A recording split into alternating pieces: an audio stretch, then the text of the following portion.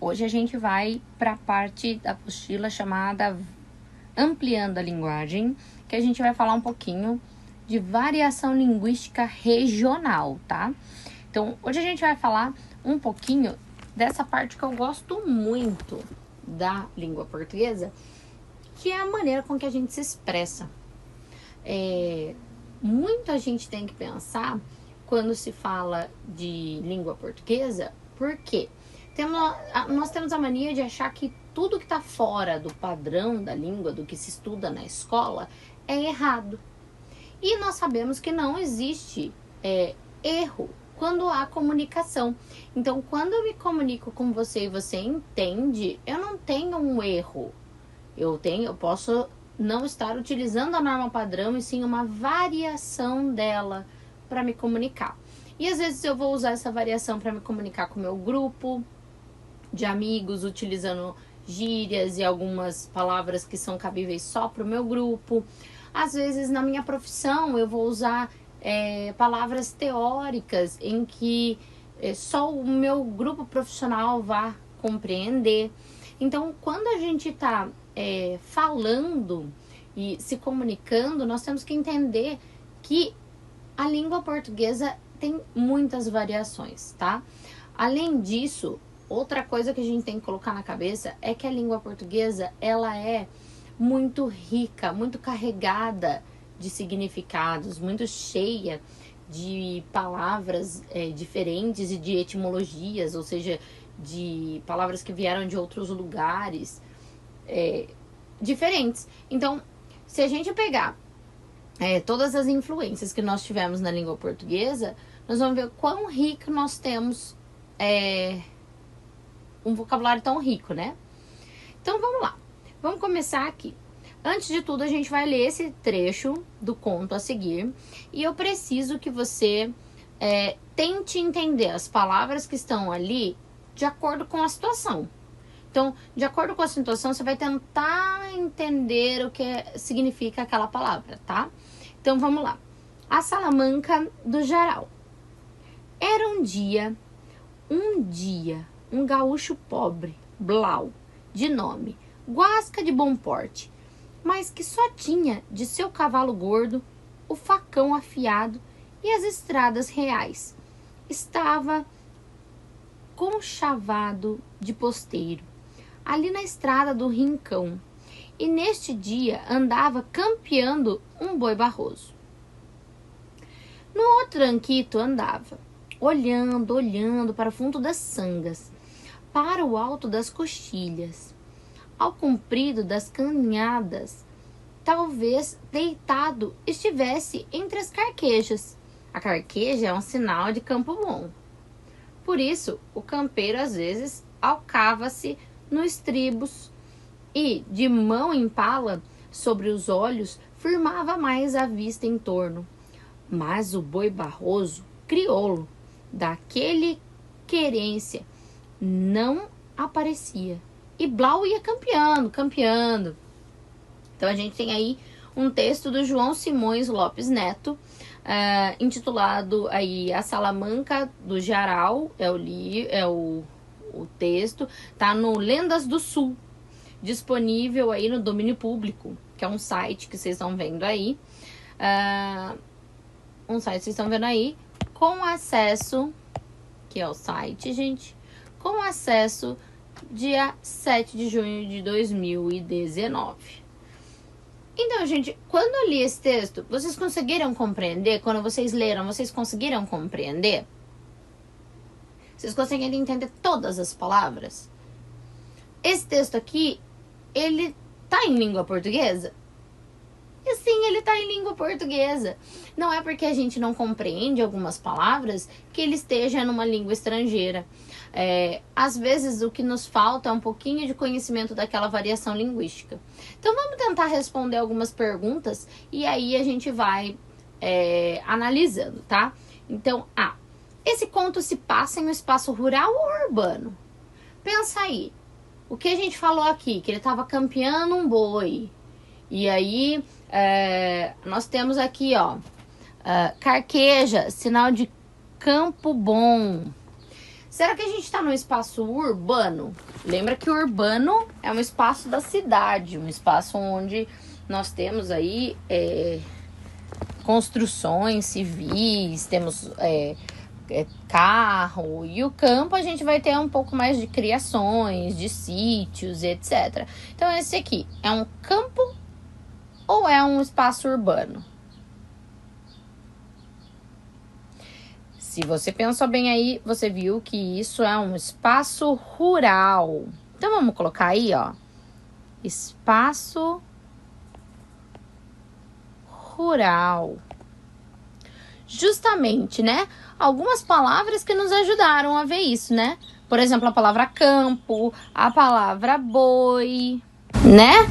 A gente vai entendendo que ali a gente tem um espaço rural, né? Em que estado do Brasil é retratado isso? Será que isso é de Alagoas? Será que é São Paulo ou Rio Grande do Sul? Pensa um pouquinho, pausa o vídeo e olha o texto de novo. Agora que você despausou o vídeo, vamos dar uma olhadinha aqui. Olha onde a gente tem aqui, ó. Nós temos aqui nas referências Lendas do Sul. Outra coisa que tem aqui, ó. Gaúcho. Gaúcho é de Alagoas? Não. Gaúcho é de São Paulo? Não. Gaúcho é do Rio Grande do Sul. Então a gente tem dois trechos que nos auxiliam a entender essa resposta, né? C. De que forma é possível a gente identificar a região onde se passa o conto? Vamos lá. Pela palavra gaúcho, foi que eu grifei ali, né? Que a gente já falou. Pela palavra gaúcho. E o que mais também na referência aqui, ó. Na referência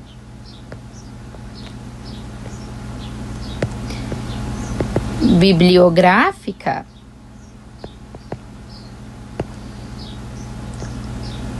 nós temos a expressão, deixa eu voltar aqui, a expressão Lendas do Sul, né? Então, se é do Sul, não pode ser de Alagoas, porque Alagoas não fica na região Sul nem de São Paulo, né? Então, continuando. Esse texto apresenta palavras que poderiam ser desconhecidas pela maioria dos brasileiros, ou, melhor, né? Podem ser desconhecidas pela maioria dos brasileiros.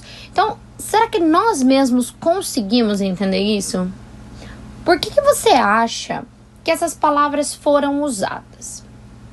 Será que ele usou de propósito ou ele usou assim? Por que será? Será que tem alguma referência com a questão da localidade? Pensa aí um pouquinho.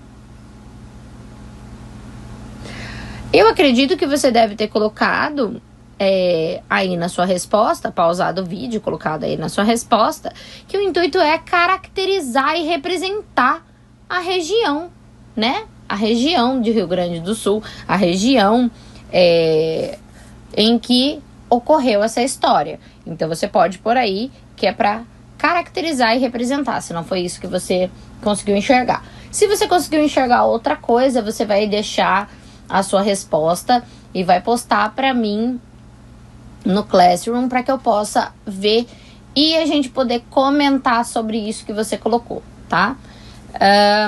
Vamos para a página 34. Então, enquanto eu apago aqui, a gente vai conversando mais um pouco. Quando os autores resolvem escrever um texto com variação linguística, normalmente eles não fazem isso porque eles, por exemplo, uma variedade que foge da forma padrão, ele não tá querendo fazer isso porque ele não sabe a norma padrão. Pelo contrário, normalmente ele tem muito conhecimento da norma padrão e ele está fazendo isso com um propósito. Assim como na pergunta D aqui, que ele perguntou o objetivo, o autor, ele faz isso com um determinado objetivo. Ele não faz simplesmente por fazer. Ele faz com o objetivo de caracterizar a região, de trazer mais proximidade à realidade que ele está retratando. Então, toda vez que ele usa a variação linguística, ele não está usando porque ele não sabe a norma padrão. Ele está usando para caracterizar, como um recurso de estilo, tá? A gente fala que é um recurso estilístico, certo? Então, antes da gente ir para a página 34, eu gostaria que você anotasse aí no seu caderno ou no canto da apostila algumas palavras que você achou difícil. Ou melhor, grifa na tua apostila as palavras que você desconhece. Então, você vem no texto com marcador de texto, um lápis, e vai grifando as palavras que você não conhece. Então, você vai grifando as palavras que você não conhece, tá? E você grifa. Depois que você grifar, você vai fazer um serviço de detetive. Então, você vai pausar esse vídeo aqui, vai grifar, vai pausar o vídeo e vai lá no site da internet, o Dício ou até mesmo o Google, e vai buscar o significado. Para achar o significado no Google é muito simples. Você abre o Google, coloca a palavra que você quer e escreve na frente significado. E o Google te dá o significado. Então, no caso aqui, guasco é o substantivo masculino e feminino no habitante do campo, um caipira, um roceiro. É uma expressão rio-grandense do sul. Então, aqui, ou seja, gaúcha.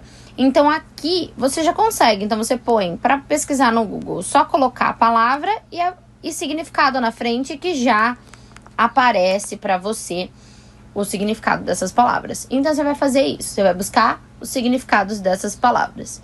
Se você quiser, você pode puxar uma setinha e anotar assim, ó, em cima do teu texto. Eu acho assim mais fácil. Você pega uma palavra só e transfere aqui com significado. Então, na hora de você ler, você leria assim: era um dia, um gaúcho pobre, blau, de nome, caipira, de bom porte. E aí a gente acaba aprendendo a substituir determinadas palavras. Então, eu prefiro que você faça esse tipo de ação. Coloque aqui, escrito no texto, uma palavra que substitui aquela que você tem dificuldade. Tá bom? Então, pausa o vídeo e faz isso. Agora que você já fez o exercício de localização das palavras, vai ficar mais fácil para você fazer o exercício 2 da página 34. Que agora você já viu o significado das palavras. Então, vai ser bem tranquilo que a gente faça esse exercício. Então, vamos lá. 2. Agora, para compreender melhor o conto, reveja o contexto no qual cada uma das palavras abaixo foi empregada. E, em seguida, relacione ao respectivo significado. Se eu não pesquisei no Google, eu consigo fazer essa atividade? Consegue. Como que você consegue? Você pega aqui os significados que estão aqui, volta lá no conto e relê o trecho em que há a palavra, substituindo por todos aqueles. É mais trabalhoso, porque para cada palavra você vai ter que colocar aí 6 significados, vai ter que ler 6 vezes substituindo. Mas você vai conseguir achar? Com certeza você vai. Mas como nós já fizemos o exercício do dicionário, agora fica mais fácil porque a gente já sabe os significados. Então, vamos lá. O que era guasca mesmo, gente? Era o habitante da roça. Então, a gente já sabe, o caipira. O que era Barroso? Barroso é uma região que é habitada por acidentes naturais, como rios, matos, etc. Você viu... Barroso não, peraí. Perdão, gente. Opa, já troquei. Barroso é que tem... Cadê? Pera. Rincão. Tô na B, gente. Na B. Errei. Rincão é uma região cercada por acidentes naturais, como rios e matos. Tá, agora nós estamos certo. Letra C, barroso. Barroso é que tem pelo branco amarelado, tipo café com leite, cor de barro, sabe? Letra D, canhada. É uma baixada, um vale profundo, uma depressão. Que você aprendeu lá em geografia. Letra E, querência. Querência é o lugar onde o animal foi criado, onde ele se acostumou a pastar. Então, aqui, você viu lá. F, tranquito. É o ritmo de andar, a marcha do cavalo, por exemplo. Então, tá vendo que essas palavras são palavras que a gente não tem costume, nós não estamos acostumados a falar elas. Então, se a gente não tivesse procurado no dicionário, com certeza a gente ia ter mais dificuldade de localizar o significado. Nem sempre a gente vai ter esse dicionário próximo ou fácil acesso. Então, o que a gente precisa fazer? A gente precisa fazer o que eu disse para vocês. Pegar o significado que estão aqui, esses 6 significados aqui, voltar lá no texto e ler cada um substituindo as palavras. Então, eu ia ler aquele trecho que tem guasca, substituindo pelos 6 partes, para ver qual que se encaixava. E aí, nós conseguiríamos fazer este exercício, tá? Então, pega um marca-texto, um lápis de cor, alguma coisa pra gente poder grifar essas partes aqui. Então, o emprego de algumas palavras e expressões, de acordo com a origem do falante, é chamado de variação linguística regional. Ela também tem um segundo nome, gente. Variação geográfica. Ou diatópica também. A gente também tem esse nome um pouco mais teórico, tá? A variação linguística, ela tem vários nomes e aí fica complexo, porque ela tem um nome mais teórico, daí ela tem um nome usual, aí alguns livros falam que ela é regional, outros falam que é geográfica. Então, é bom a gente saber alguns nomes que elas têm, para que nós possamos, por exemplo, quando nos depararmos com um texto ou alguma coisa falando sobre isso, a gente faça essa ligação, essa analogia. Então, vamos lá. Com que finalidade ele utilizou isso? Para retratar, volta na marca-texto, para retratar com fidelidade o estado do Rio Grande do Sul, né? Então, nesse conto, ele incorporou a linguagem empregada, que são palavras próprias desta região, como no caso aí o barroso, né? Então, algumas vezes essas diferenças na linguagem são tantas que as pessoas de outras regiões de um mesmo país não compreendem. Igual nós, quando lemos o texto. Nós não conseguimos entender de primeira esse texto. Nós precisamos aí utilizar o recurso do dicionário ou utilizar o Google mesmo para pesquisar os significados e a gente poder entender este texto. Em alguns lugares, em algumas regiões, nós temos, por exemplo, assim, o pão francês pode se chamar pão de sal. Também pode ser chamado de carioquinha, carequinha, cacetinho. Gente, não vai ir na padaria e pedir cacetinho, hein? Faz isso não. A tia da padaria vai ficar louca com você. Louca. Então, a língua portuguesa falada, ela tem muita variedade, gente. Muita. Porque o nosso país é muito grande. Então, se nós formos pegar todas as variações, nós vamos ver quão rico é o nosso Brasil.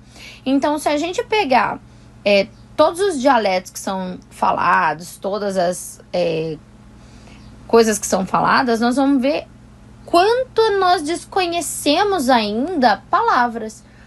Para você ter uma noção, foi catalogado 400 mil verbetes, 400 mil palavras da língua portuguesa. E cada dia tem uma nova e nós não conseguimos dar conta. Então, 400 mil palavras estão catalogadas, mas com certeza temos muito mais que isso. Então, nós temos aí dialetos, por exemplo, de famílias ciganas. Nós temos o dialeto romani, que é o dialeto falado por elas. Nós temos os dialetos indígenas. Nós temos línguas indígenas também, que também são estruturadas. Nós temos diferenças na região, que é no nosso caso aqui, nós falamos bolacha, no Rio de Janeiro eles falam biscoito, nós temos a mandioca, por exemplo, que se fala macaxeira no norte e nordeste. Nós temos a mexerica, que no sul se chama bergamota. Então nós temos várias palavras, várias coisas que são denominadas por várias palavras. E isso que traz a riqueza da nossa língua. É a gente poder brincar com essas variações, né? Quando a gente está produzindo um texto. Que é o que os autores normalmente que usam essas variações fazem. Eles brincam com essa variedade, trazem aí uma sensação de proximidade, né? Então vamos para o exercício 3. Observe o mapa linguístico abaixo e confira os diferentes nomes que existem para uma mesma brincadeira. Então, brincadeira cambalhota. Olha aqui os nomes que a gente tem para cambalhota. Nós temos cambalhota, carambela, quer dizer, carambola, cambota, bunda canastra, pirueta, mortal e outras. E aí, ó, vocês estão vendo que aí aqui no cantinho nós temos as cores e as palavras. Então, cada cor representa uma dessas palavras. E no mapa nós temos, parece uma pizza, ó, uma pizza cortadinha. O que isso representa? Representa que isso aqui é o que a maioria fala. Então, neste, por exemplo, aqui, vou pegar o estado de São Paulo, certo? No estado de São Paulo aqui, nós temos uma bolinha vermelha com um pedacinho amarelo. Se a gente for olhar ali na nossa legenda, que é o que a gente vai entender, aqui, na legenda nós temos, ó, vermelho é cambalhota, amarelo é cambota. Então, o que quer dizer esta bolinha com amarelo e vermelho? Esta bolinha com amarelo e vermelho quer dizer que os habitantes do estado de São Paulo, a maioria, tá vendo que a maior parte do vermelho, então a maioria dos habitantes fala cambalhota. Sendo que tem um pouco ainda dos paulistas que falam cambota. Então, no estado de São Paulo, a gente conhece por cambalhota e cambota, mais conhecida como cambalhota. Então, nós conseguimos aí analisar. Vamos analisar outros para que a gente possa compreender melhor. Vamos pegar aqui o Amazonas, ó, Manaus, certo? Pegamos aqui Manaus. Manaus tem uma grande parte em vermelho e uma grande parte em azul. Então, se nós formos olhar na nossa legenda, nós temos a maior parte do Amazonas chama de cambalhota, também assim como São Paulo. Mas temos uma parte bem grande da população ali que chama de carambela ou carambola. Então, se nós formos para Manaus e falarmos cambalhota, a maioria vai entender. Só que vai ter uma parcela da população que vai falar carambola, por exemplo. Vai falar, tá virando carambola aí? Então, cada região tem uma denominação, uma alteração na maneira de falar. Vamos olhar uma outra em que cambalhota seja menos falada. Então, vamos olhar aqui, vamos tentar achar qual é menos falada, cambalhota. Olha essa região aqui, ó. Acho que esta aqui, Aracaju e São Luís do Maranhão. Então, olha Aracaju. Aracaju é conhecido com outros nomes. E pouca parte da população vai conhecer cambalhota. A maioria vai conhecer com os outros nomes lá que não foram citados aqui na pesquisa. Olha aqui em São Luís do Maranhão. Aqui. A maioria, que a maior parte, vai conhecer como carambola, carambela. E um pouco vai reconhecer aqui, ó, como cambalhota. Deixa eu limpar aqui pra gente poder enxergar melhor. Um pouco vai conhecer como bunda canastra. Opa, não é bunda canastra, é mortal.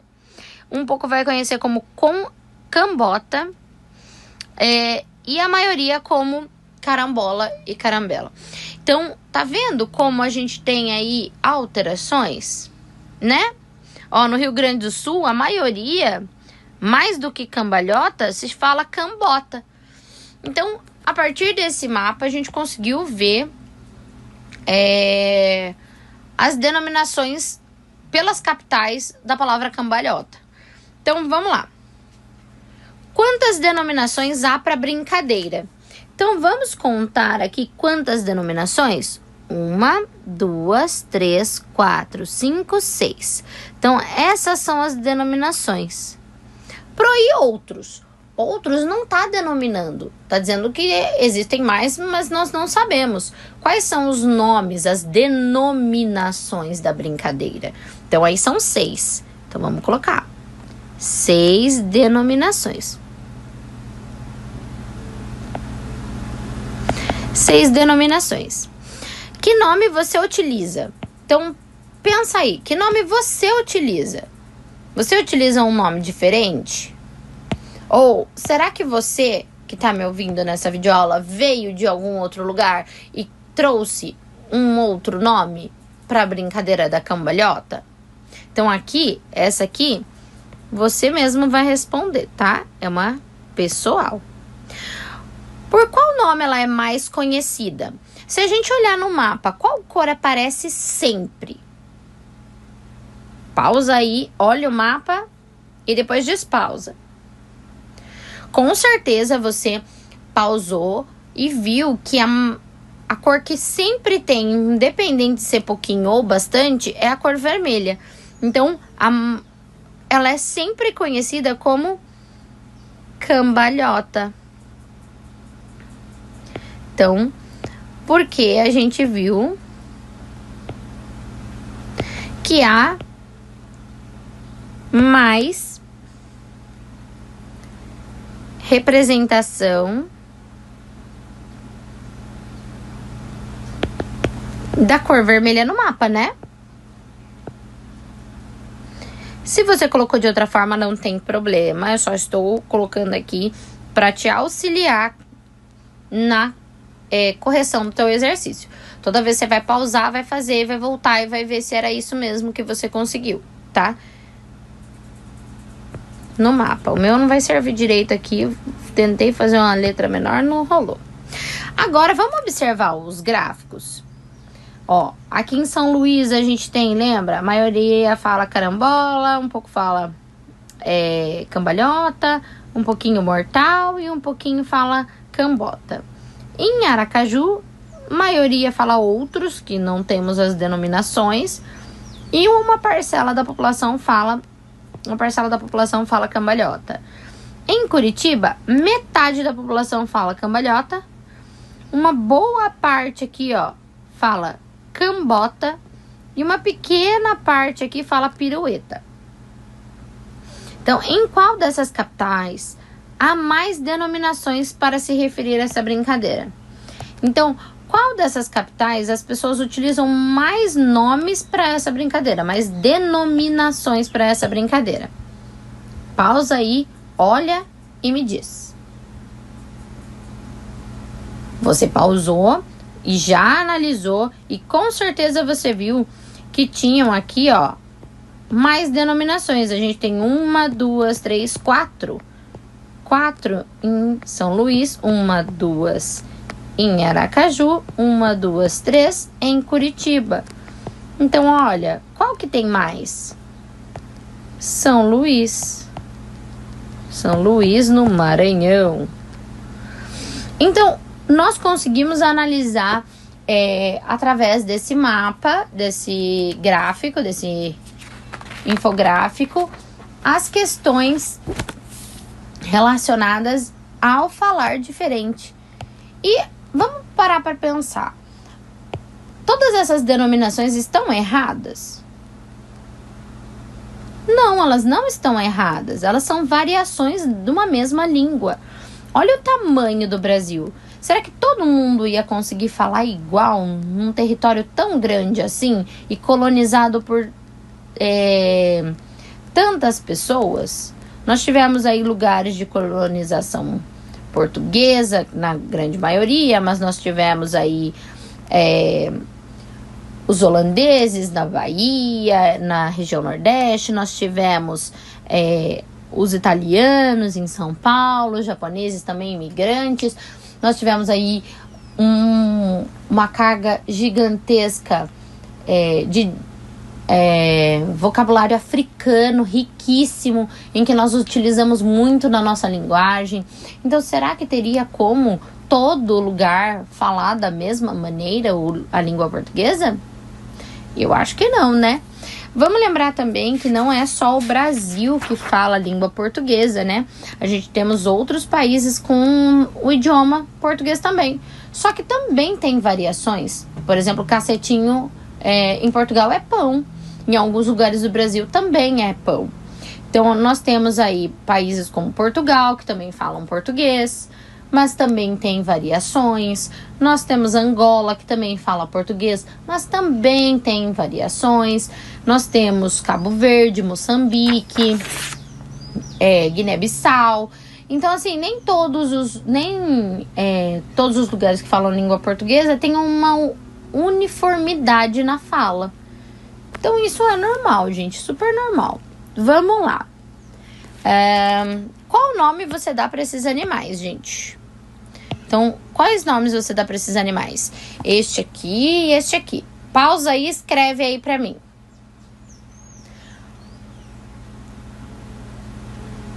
Eu espero que você tenha colocado aí o nome dos animais, despausado o vídeo. E agora a gente vai conversar um pouquinho sobre esses nomes. Eu conheço esse primeiro animal aqui, esse inseto. Eu conheço esse inseto aqui como libélula. E este aqui como galinha de Angola. E como você conhece? Não esquece de deixar essa resposta lá do seu jeitinho e postar lá no Classroom para eu poder ver como que você conhece esses animais, tá?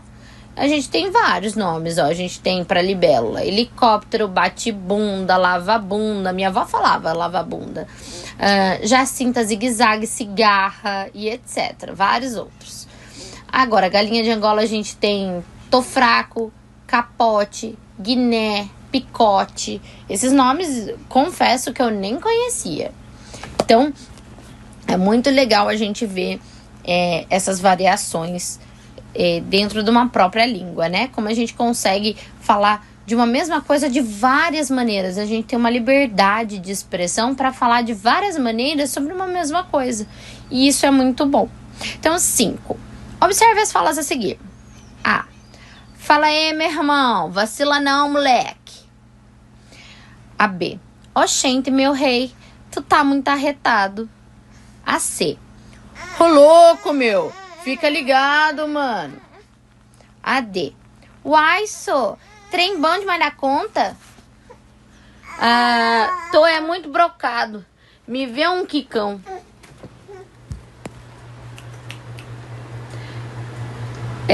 Então, vamos agora relacionar cada falante ao estado de origem dele. Gente, quando a gente fala nesse exercício aqui,